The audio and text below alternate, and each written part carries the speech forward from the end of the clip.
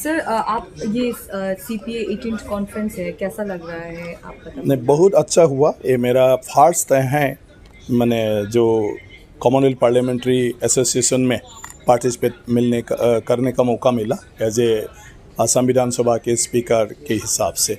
और यह इतने अच्छे तरह से ऑर्गेनाइज किया है, हॉस्पिटलिटी भी बहुत अच्छा है। हमारे स्पीकर PD साना जी और डिप्टी स्पीकर और साथ ही हमारा मुख्यमंत्री पेमा खांडू जी को भी मैं धन्यवाद देना चाहता हूँ। और सारी उनका जो भी टीम है कि सब मिलके इतनी अच्छी तरह से यहाँ पर क्या है इस प्रोग्राम को ऑर्गेनाइज किया।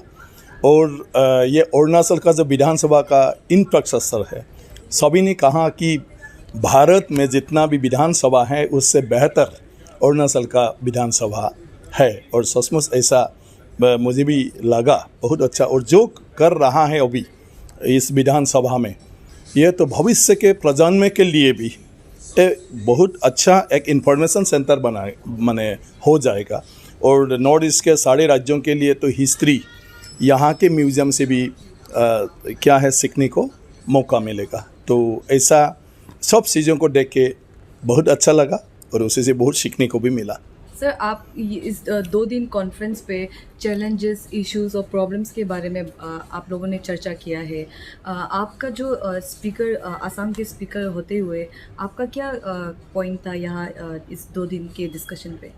नहीं, इस 2 दिन के डिस्कशन में जो चैलेंजेस के बारे में बोल रहा है सब लोग, इसमें चैलेंजेस के बारे में तो हम सभी को पता है, लेकिन सॉल्यूशन हम कैसे कर सकता है।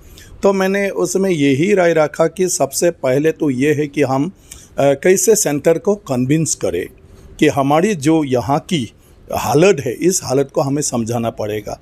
पहाड़ी इलाका बोलने से भी हमारे देश के बाकी पहाड़ी जो राज्यों है उसकी समान ये इस इलाका का पहाड़ी राज्य नहीं है। इस इलाका के जो पहाड़ी राज्यों का हालत है ये थोड़ा दूसरा है। तो वहाँ पर अगर डेवलप लाना है तो जितना भी योजनाएं क्यों ना ले, परिकल्पना क्यों ना ले, यहाँ के हालत को देख के लेना होगा, तो भी यहाँ पर सक्सेस हो जाएगा और इसके भी देश के बाकी पार्ट के समान आगे बढ़ा के लाया जा सकता है। तो इसके लिए हमको ही कदम उठाना होगा। हम CPA के अंदर में यूनाइटेडली नॉर्थ ईस्ट के सारे स्टेट को रिप्रेजेंट करते हुए प्रधानमंत्री, गृह मंत्री और दूसरे जो लोग जो देश को चलाने के लिए पॉलिसी बनाते हैं, उन लोगों को मिल के हमको इस बारे में अच्छी तरह से समझाना होगा। ये एक बात है। दूसरा है, हमारी बीच में एक अच्छा कोऑर्डिनेशन की ज़रूरत है। नॉर्थ ईस्ट के जितना भी राज्य है, स्टेट है, वहाँ के लोग हमको एक साथ कोऑर्डिनेशन डेवलप करना चाहिए ताकि हम लोग एक साथ हमारी एरिया के डेवलपमेंट के लिए काम कर सके। एक्सिस अरुणाचल में होगा तो ये सारी नॉर्थ ईस्ट के लिए फ़ायदाजनक होगा, असम में होगा तो भी फ़ायदाजनक होगा, नागालैंड में हो, मेघालय में हो, जहाँ भी क्यों ना हो, अगर नॉर्थ ईस्ट में हम लोग कुछ अच्छा काम कर सकता है तो हम सभी के लिए अच्छा होगा। और ऐसे काम करने के लिए हमको एक दूसरे के बीच में अच्छा संबंध बनाने का ज़रूरी है। तो इसको डेवलप करना है। और हम अगर बार बार इसी तरह का अगर कॉन्फ्रेंस को छोड़कर भी अगर एग्जीक्यूटिव कमेटी और बीच में कोई विधानसभा में जाके हम लोग अगर हमारी अंदर में हम टूर करते रहेंगे, मिलते रहेंगे, तो हमारे बीच में क्लोजनेस आ जाएगा और हमारी डिफरेंस नहीं रहेगा। इसके बावजूद भी मैंने कल अरुणाचल के हमारे डिप्टी चीफ मिनिस्टर थे, बाकी मंत्री लोग भी थे, बाकी राज्यों के मंत्री लोग भी थे।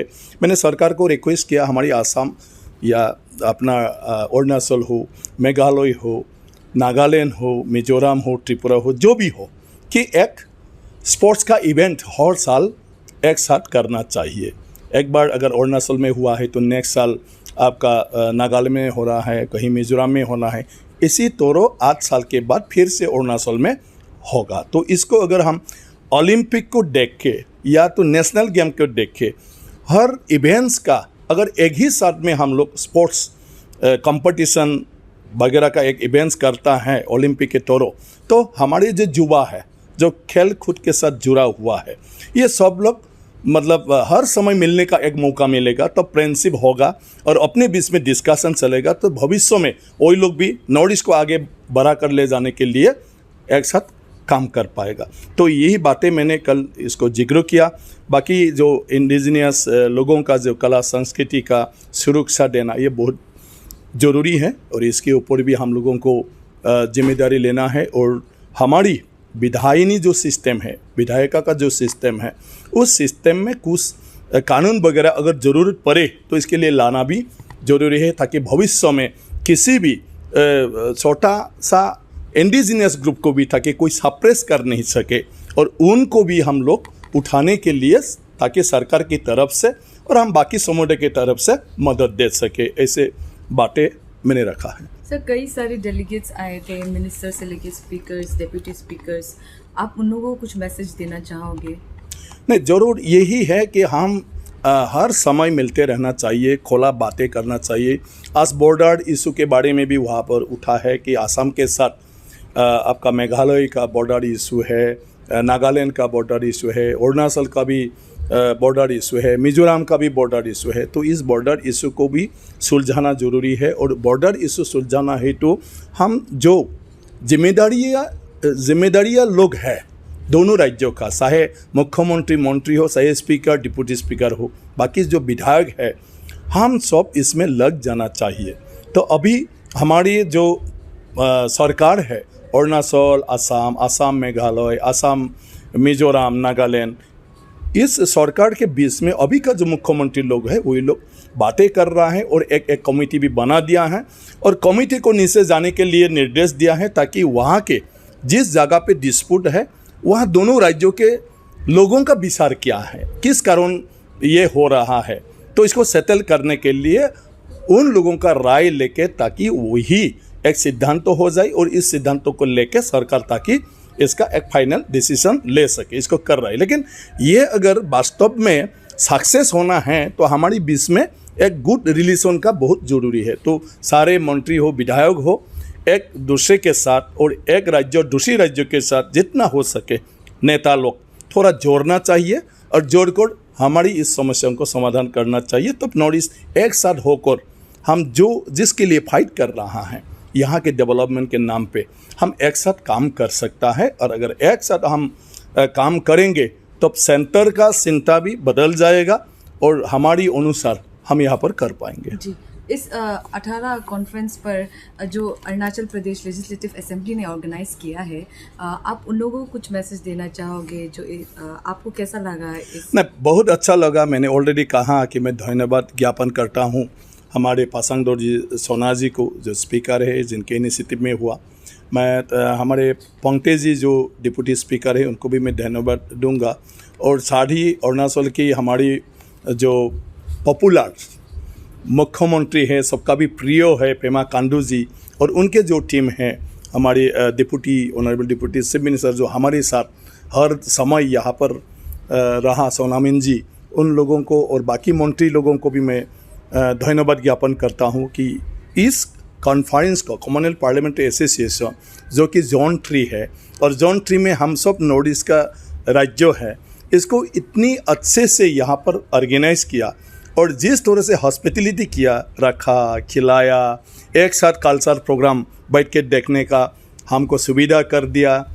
तो इसी में हमारी बीच में मीटिंग को सर के बाकी बहुत सारे बातें होने का मौका मिला, शेयर करने का मौका मिला, हमारी बीच में ज़्यादा दोस्ती बढ़ गया। ये सारे अगर ऑर्गेनाइज़र ये सारे प्रोग्राम को ऐसे नहीं करते तो ये नहीं हो पाता। कल्चर प्रोग्राम अगर नहीं होते, हम एक साथ मीटिंग के बाद हम हो नहीं सकता, बात कर नहीं सकता।